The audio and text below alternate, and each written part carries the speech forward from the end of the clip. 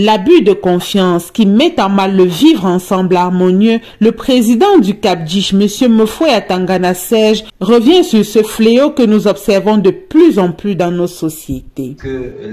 Quand on observe un peu l'actualité, il y a tellement de phénomènes qui bousculent les familles, qui bousculent même la vie de la société. Pourquoi? Parce que la confiance est quelque chose de sacré vis-à-vis d'un être humain. Lorsque vous faites confiance à quelqu'un, c'est que vous avez trouvé en cette personne-là un modèle, un référentiel qui doit vous aider dans ce que vous avez comme problème, dans ce que vous avez comme préoccupation. Dès lors que ces personnes-là ne reflètent plus la confiance qui leur est accordée à travers des abus, à travers des déviances, à travers même une immoralité insoupçonnée, ça devient un problème.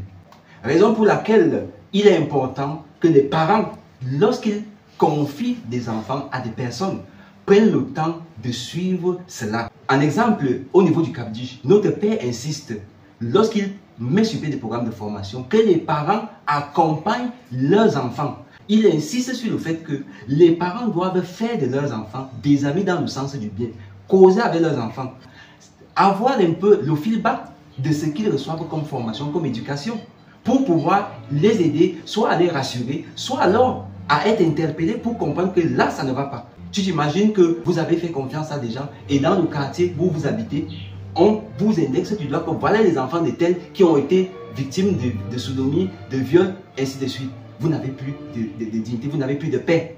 Et ça peut donc aller loin. Cette mauvaise réputation peut, soit si c'est un enfant qui n'a pas une bonne éducation, il peut se replier sur lui-même et le voilà qui décider de mettre un terme à sa vie. Oui. Maintenant, la famille en question, les parents peuvent décider de se faire justice, oui, ce qui n'est pas conseillé. Lorsque vous avez la responsabilité morale de conduire des âmes, vous devez être un modèle. Vous devez être quelqu'un qui se luxe par la vertu. Et aujourd'hui, nous sommes fiers d'une communauté grâce à notre président du Conseil des sages. Depuis 2 décennies aujourd'hui, le Cap-Dich, nous pouvons nous taper la poitrine parce que ce genre d'abus-là, on ne le connaît pas au Cap-Dich. Ça n'a jamais existé. Parce que Papa Claude Olivier Adjaba, lorsqu'il met sur pied un programme, il ne le met pas seul, il associe les familles, il associe les responsables pour pouvoir l'accompagner dans l'encadrement et le suivi tant de la jeunesse et même des couples dans la communauté. Parce que ce suivi-là est important pour avoir une communauté stable, une communauté épanouie et une communauté prospère. Au thème de ce décryptage de l'enseignement de Papa Claude Olivier Adiaba sur le meurtre, le modérateur du jour, M. Gouet Léonard, est revenu sur toutes les situations de notre vie quotidienne, tous les comportements négatifs qui sont assimilés au meurtre. Écoutons. Le meurtre, ce n'est pas seulement ôter la vie à l'aide d'une arme. Le meurtre, c'est aussi le chantage. Le meurtre, c'est le harcèlement. Le meurtre, c'est aussi la diffamation. Le meurtre, c'est la jalousie.